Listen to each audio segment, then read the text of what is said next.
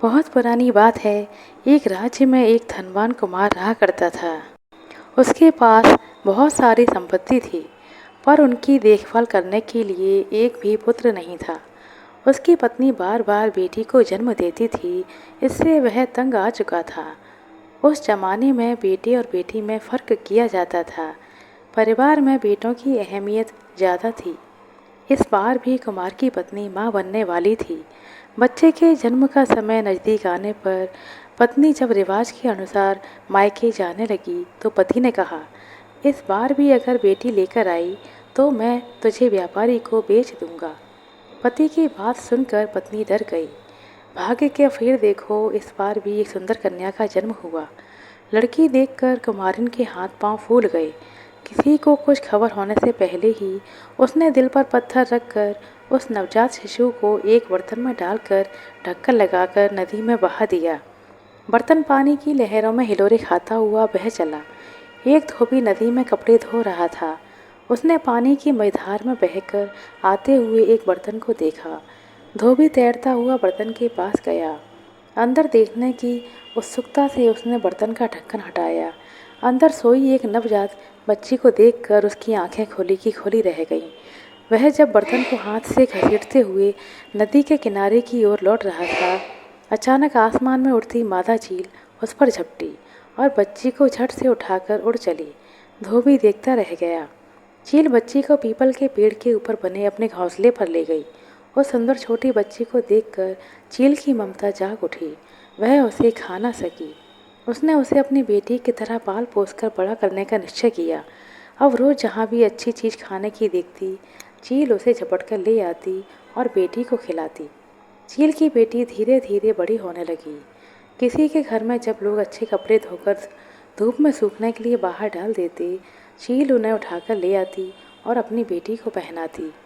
एक दिन राजा की बेटी जब नदी में नहाने गई तो उसने अपने गहने उतार कर किनारे पर रख दिए। चील मौका देखकर उन्हें भी उठा लाई और बेटी को पहनने के लिए दे दिया। इस तरह कंघी, सिंदूर, आईना, सुगंधित तेल का डिब्बा आदि लड़की के सामान जहाँ मिलते वह उठाकर ले आती और अपनी बेटी को दे देती।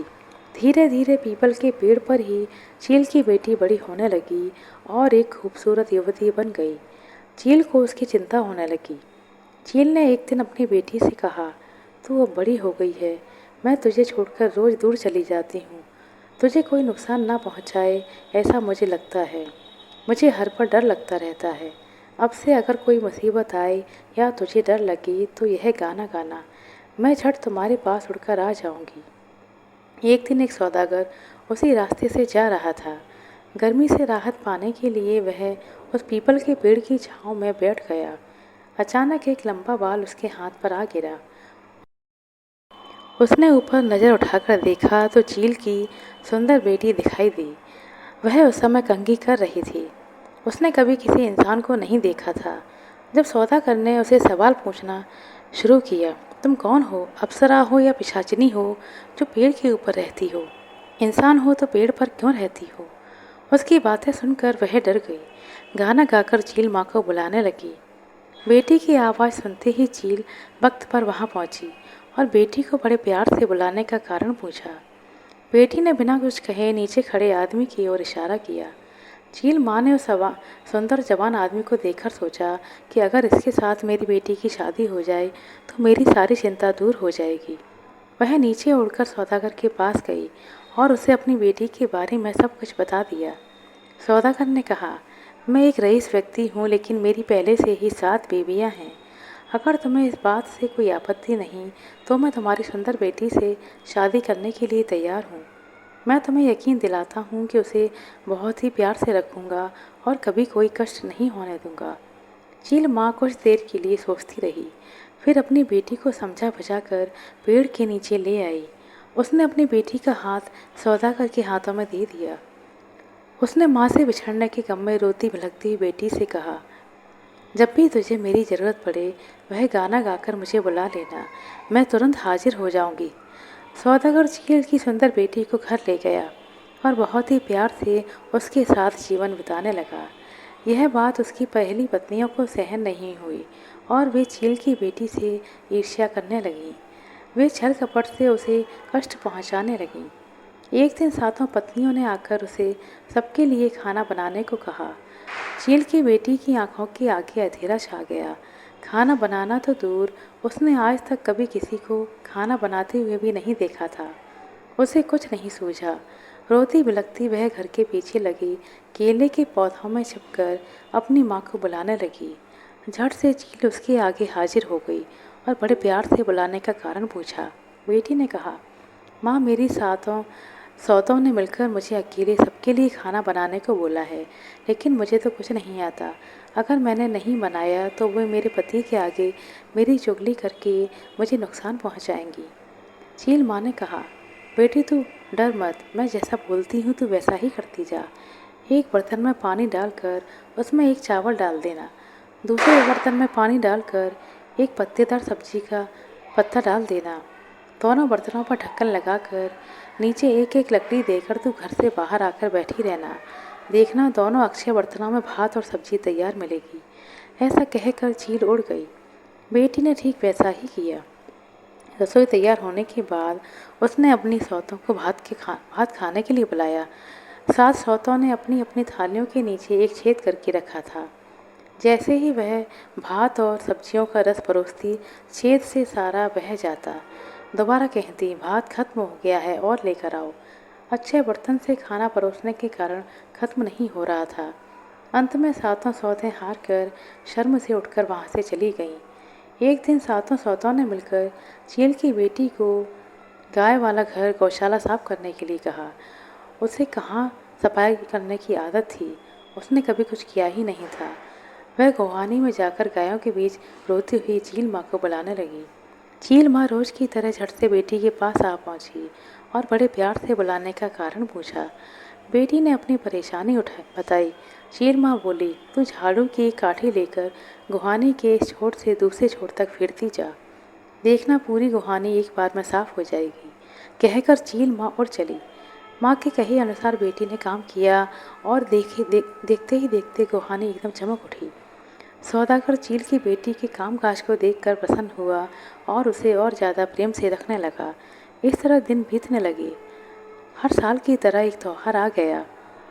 सौदागर ने अपनी पत्नियों को कपास देकर कहा, त्योहार में पहनने के लिए कमीज, धोती, कपड़े और गमछा बना देना।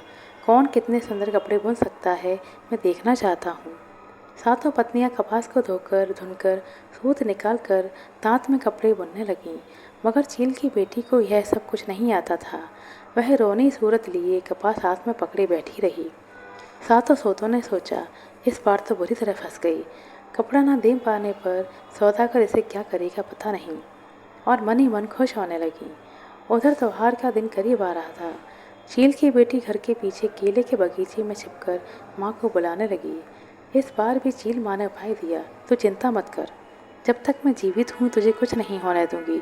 तू 4 बांस के लंबे टुकड़े ले आ और सब में थोड़े थोड़े कपास भरकर उनका मुंह बंद कर देना। त्योहार के दिन जब तेरा पति तुझसे कपड़े मांगेगा तब उन्हें यह लंबे टुकड़े दे देना। ऐसा कहकर चील माँ उड़ चली। चील की बेटी ने कपास को हाथ तक न लगाया। यह देखकर सौतों को बड़ा मजा आया।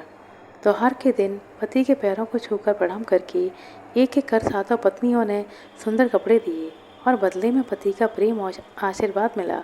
चील की बेटी ने 4 बांस के टुकड़े अपने पति के हाथ में थमा दिए। कपड़ों के बदले डंडे देखकर सातों पत्नियां ठहाके मारकर हंसने लगीं।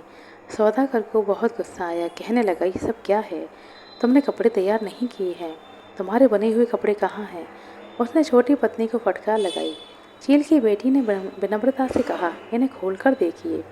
जैसे ही सौदागर ने बांस के टुकड़ों का ढक्कन खोला, एक से बढ़कर एक सुंदर कपड़े बाहर निकले। महीन बुनाई देखकर वह अपनी छोटी पत्नी पर और ज़्यादा मोहित हो गया। उसने वही कपड़े पहने और त्योहार का उत्सव धूमधाम से मनाया। धीरे धीरे सातों पत्नियों को पता चला कि एक मादा चील आकर उसे सब कुछ सिखा जाती है। उन लोगों ने चुपके से वह गाना सीख लिया और एक दिन धोखे से चील को बुलाकर डंडे से पीट पीट कर मार डाला। चील की बेटी को इसकी कोई खबर नहीं हुई। अब जब वह अपनी माँ को बुलाती, वह नहीं आती। ऐसा कई बार होने पर समझ लिया कि उसकी सौतों ने मिलकर चील माँ को मार डाला है। वह कमरे में बैठकर फूट फूट कर रोने लगी। चील माँ वापस नहीं आई। एक बार सौदागर व्यापार करने नाव लेकर निकला। जाते समय बार बार अपनी सातों पत्नियों को चील की बेटी का ध्यान रखने की हिदायत देकर गया। पति के सामने तो वे अच्छी बनने का नाटक कर रही थीं, पर उसके जाते ही चील की बेटी को घर से निकालने की योजना बनाने लगी। सातों मिलकर भोली भाली चील की बेटी को एक व्यापारी के हाथों बेच आई। उसे बहला फुसला कर आईना, कंघी, सिंदूर आदि खरीदने के बहाने व्यापारी की नाव में बिठा दिया और योजना के अनुसार व्यापारी भी सुंदर लड़की पाकर नाव लेकर चला गया। नदी किनारे अपने घर जाकर व्यापारी ने उसे सूखी मछली की रखवाली करने के लिए कहा। एक दिन मछली के पास बैठी चील की दुखी बेटी अपनी चील माँ को याद करते हुए गाने लगी। कुमारिन माँ ने बहा दी, चील माँ ने उठा लिया। सौदागर कुंवर ने शादी कर ली, सातों सौतने व्यापारी को बेच डाला। व्यापारी ने सूखी मछली की रखवाली करने को कहा। नाव में सामान भरकर सौदागर उसी नदी के रास्ते से घर वापस आ रहा था। उसने अपनी छोटी पत्नी की आवाज़ पहचान ली और तुरंत नाव लेकर उसके पास पहुंचा। उसकी आपबीती सुनकर उसे बहुत दुख हुआ। उसे अच्छी तरह से नहलाकर नए कपड़े पहनाए। उसने एक बड़े लकड़ी के बक्से में सांस लेने हेतु 2 छेद किए। उसके अंदर चील की बेटी को रखकर घर ले आया। सातों पत्नियां पति को नाव में ढेर सारा सामान लाते देखकर फूली न समाई और उनके स्वागत के लिए सज धज कर बाहर आ गई। सौदागर ने पूछा, मेरी छोटी पत्नी दिखाई नहीं दे रही, वह कहाँ है? तो पत्नियों ने जवाब दिया कि वह अपने मायके गई है। सौदागर ने कहा, मेरा मन कह रहा है कि तुम लोगों ने उसके साथ कुछ बुरा किया है। कौन सच कह रहा है कौन झूठ, अभी पता चल जाएगा। सौदागर ने घर के पीछे एक लंबी गर्त खुदवाई और उस पर नुकीली लकड़ी, कांटे आदि डाल दिए। उसके एक छोर से दूसरी छोर तक पतली एड़ी सूत बांधकर सातों पत्नियों को उस पर चलने का आदेश देते हुए कहा, जो भी इस एड़ी सूत पर चलकर गर्त को पार करेगी वही निर्दोष साबित होगी। एक एक करके सौदागर की 6 पत्नियां उस गर्त में गिरकर परलोक सिधार गईं। 7वीं पत्नी सच में निर्दोष थी, इसलिए वह सूत पर से चलती हुई गर्त के पार जा पाई। जिस वक्त सौदागर की 6 पत्नियां चील की बेटी को बेच रही थीं, उस समय वह 7वीं रसोई घर में खाना बना रही थी। उसे इस षड्यंत्र के बारे में कुछ भी मालूम नहीं था। सौदागर ने लकड़ी के बक्से से चील की बेटी को बाहर निकाला और दोनों पत्नियों के साथ खुशी खुशी जीवन व्यतीत करने लगा। उन 6 पत्नियों को उनकी करने की सज़ा मिल चुकी थी। आशा करते हैं दोस्तों आपको हमारे द्वारा सुनाई गई है कहानी अच्छी लगी होगी। कहानी अच्छी लगी हो तो कृपया लाइक कर दें, शेयर कर दें। चैनल पर नए हैं तो सब्सक्राइब कर लें। अपना कीमती समय देने के लिए बहुत बहुत धन्यवाद। मिलते हैं अगले वीडियो में, तब तक के लिए नमस्कार।